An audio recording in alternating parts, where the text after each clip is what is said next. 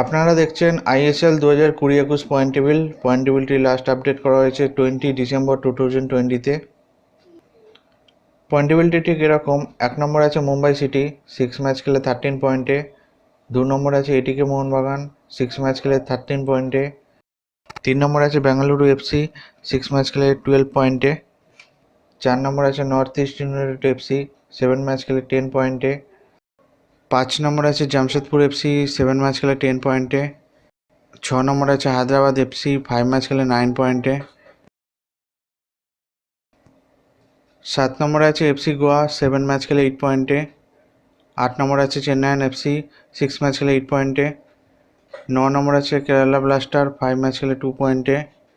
10 নম্বরে আছে Orissa FC, 6 match খেলে 1 পয়েন্টে। 11 নম্বরে আছে এসি ইস্ট বেঙ্গল, 5 ম্যাচ খেলে 1 পয়েন্টে।